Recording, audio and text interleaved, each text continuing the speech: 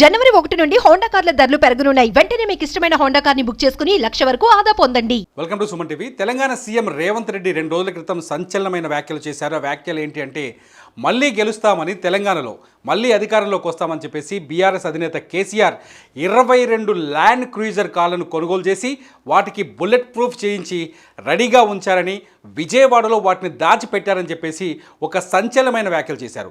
నేను కొత్త బండ్లు కొనను, ఖర్చు పెట్టానని చెప్పిన. మీకు తెలవాల్సింది ఏంటంటే 22 ల్యాండ్ క్రూజర్లు కొని కొత్తవి దాచిపెట్టారు. నేను సీఎం అయినాక 10 రోజుల వరకు నాకే తెలియదు. నేను పాత బండ్లు ఏదో అడ్జస్ట్ చేసి అన్ని రిపేర్లు చేయండి, చూసి ఇచ్చేయండి అని నేను చెప్తుంటే చిన్న ఒక అధికారి వచ్చి షోలో చెప్తున్నాడు, సార్ పోయినసారి 22 ల్యాండ్ క్రూజర్లు కొన్నాడు, అన్ని విజయవాడలో దాచిపెట్టినాం సార్. కొత్త ప్రభుత్వం ప్రమాణ స్వీకారం చేయగానే అన్ని తెద్దాం అనుకున్నాం. ఆయన నెత్తి మీద దరిద్రం ఉండి ఆయన ఇంటికి పోయింది సార్ 22 కొత్త ల్యాండ్ క్రూజర్లునే. అసలు ఇన్ని వందల వేల వాహనాలు ఉన్నప్పుడు చెప్పా పెట్టకుండా కొని దాచిపెట్టిన కేసీఆర్.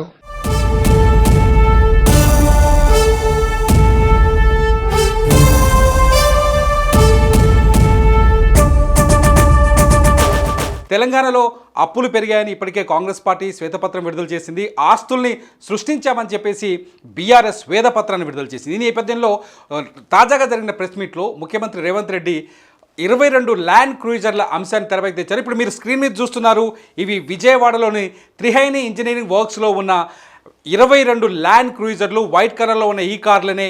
ఈ కార్ల గురించే నిన్న రేవంత్ రెడ్డి చాలా స్పష్టంగా ప్రెస్ మీట్లో చెప్పాడు. ఈ కారు ఒక్కొక్కటి ఒరిజినల్ ధర 2 కోట్ల వరకు ఉంటుందని, వీటికి బుల్లెట్ ప్రూఫ్ని యాడ్ చేసిన తర్వాత, ఈ బుల్లెట్ ప్రూఫ్ని యాడ్ చేసిన తర్వాత దీని ద్వారా 3 కోట్లు ఉంటుందని, అంటే 22 × 3 కోట్లు, మొత్తానికి 66 కోట్ల విలువైన ఈ కార్లు విజయవాడలోని వీరపనేనిగూడెంలో ఉన్నాయి. వీరపనేనిగూడెంలో ఉన్న త్రిహేణి ఇంజనీరింగ్ వర్క్స్లో ఈ కార్లకి బుల్లెట్ ప్రూఫ్ని రెడీ చేసి పెట్టారు. ఈ కార్లనే మూడోసారి అధికారంలోకి వస్తే తెలంగాణలో కేసీఆర్ తన కాన్వాయ్లోకి ఈ కార్లనే తీసుకొచ్చేవారు, ఈ కార్లలోనే ఆయన తిరిగేవారు.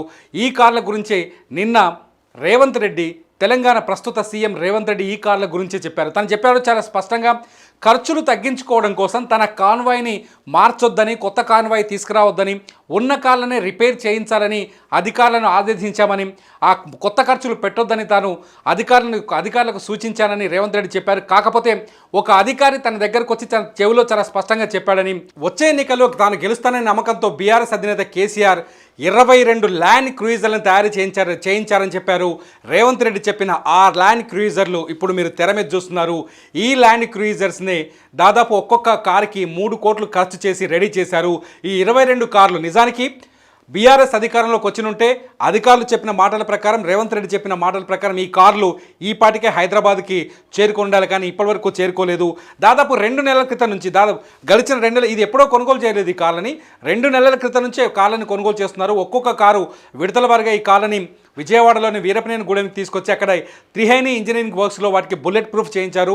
తెలంగాణ కాదు, చాలా చోట్ల బుల్లెట్ ప్రూఫ్ వెహికల్స్ చేయడంలో త్రిహేణి ఇంజనీరింగ్ సంస్థ గతంలో ఇక్కడే జరుగుతుంటాయి. ఎక్కువగా త్రిహేణి ఇంజనీరింగ్ సంస్థలోనే బుల్లెట్ ప్రూఫ్ కార్లని రెడీ చేస్తుంటారు. అనేక దేశంలోని చాలా ప్రభుత్వ అధికారులకు, లేకపోతే ప్రభుత్వాలకి, లేకపోతే ముఖ్యమంత్రులకి, మంత్రులకి ఇక్కడి నుంచే బుల్లెట్ ప్రూఫ్ కార్స్ వెళ్తూ ఉంటాయి. ఇప్పటివరకు కేసీఆర్ ఎక్కడైతే తిరిగాడో, ఏ కాన్వాయ్లో అయితే తిరిగారో ఆ కాన్వాయ్కి సంబంధించిన కార్లను కూడా ఇదే త్రిహేణి ఇంజనీరింగ్ వర్క్స్లో వీరపనేనిగూడెంలో రెడీ చేశారు. గతంలో ఆ కాన్వాయ్ చాలా ఫేమస్, వైరల్ అయింది ఆ వీడియో.